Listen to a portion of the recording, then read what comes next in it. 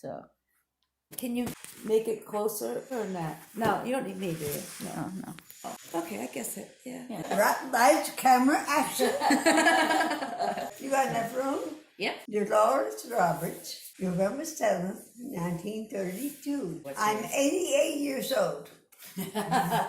I was born during the Great Depression. We lived on my grandfather's farm, and we had no electricity, no running water. My dad and granddad farmed with 2 mules. They had no tractors or no machines to farm with. A lot of bad about the 30s. The Depression, Hitler, World War II. The good times didn't start until about 1945. Even though I lived on a farm, my mother wouldn't let us go to the creek to swim because we'd drown. We couldn't go to the barn because there were animals there. Couldn't ride a bicycle because I'd fall off and get my knees. So I don't know what I did. World War II took everybody out of the Depression. They gave jobs to people. All the young men were drafted in the Army or the Armed Services, and they could send money home to their families. World War II was over in the early 40s, 44. I didn't really care. I was only 10 years old. We had a radio, of course, at that time. I wasn't too involved with the war. Even with my dad being away, it didn't affect me too much. My life just went on. One thing that happened during the 40s, my aunts, and there were 3 of them, and my mother made 4, all their husbands were service. So they rented one house, and the other 2 aunts didn't have any children. So my sisters and I got all the attention.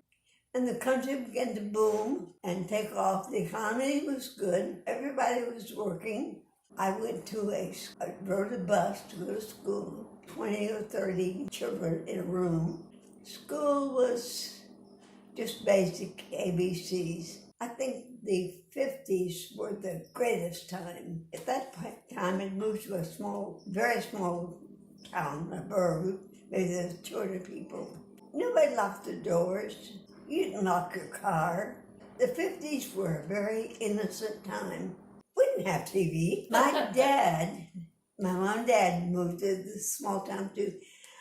They got a black and white, small, gosh, it was small, black and white, probably in the mid-50s. And every Wednesday night, we would go to their house and watch The Lone Ranger.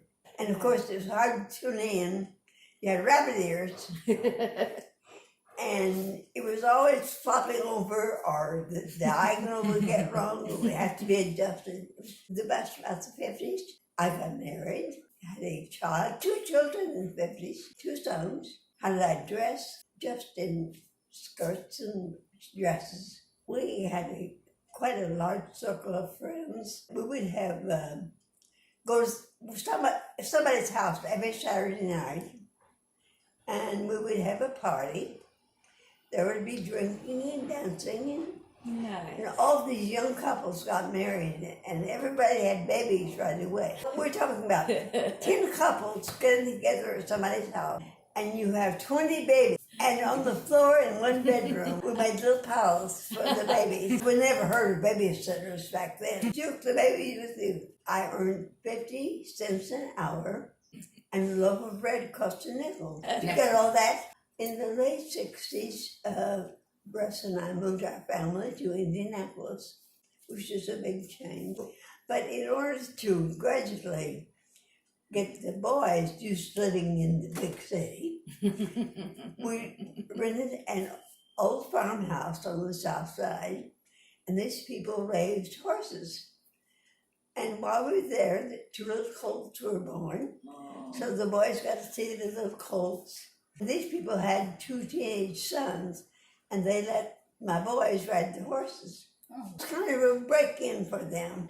And a year we moved to the north side because the school system was better. I can't think of anything bad about it. We had we didn't lock our doors in Indianapolis. And when the boys would go out to play, I wouldn't see them all day, and I didn't worry about where they were.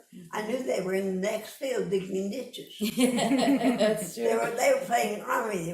They were digging trenches. We were working. The boys were in school. My husband and I separated. Two people had midlife crisis at the same time. I moved to Florida. I was an apartment manager of a large group of apartments, 300 apartments. I was there 5 years.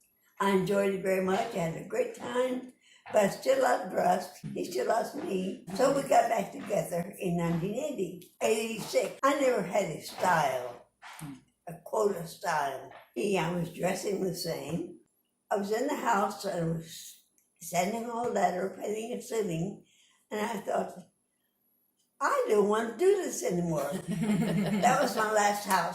Flipped a lot of houses. It's awfully nice to Google things, but there's too much technology. We have no privacy now. I mean, once you put something on the internet or your name or do anything, it's for the world to see. You have no privacy at all. I think we're living in a dangerous time now. We don't need 24-hour news every minute of the day. You don't need to sit and play with little things all the time. People have forgotten how to talk to each other. But I like to talk. I don't do it well. I see girls walking down the street in these tight ties, and I can see their little butts going turn, and most of them are overweight. And I have seen the girls in the summertime walk up the street with so short, their butts are hanging out the bottom of their shorts. We didn't have any of that. Now, the boys, when they stopped wearing those droopy shorts, that or jeans that fell down around their knees. When the boys stopped doing that, the boys that walk by here going to school look very nice. Their hair is cut. They look better than the girls are slobs. Oh, I think the 70s, we had money saved for the boys to go to college, and neither one of them wanted to go. So we spent the money traveling and had a great time. How do you? Really good. Goodbye. Bye.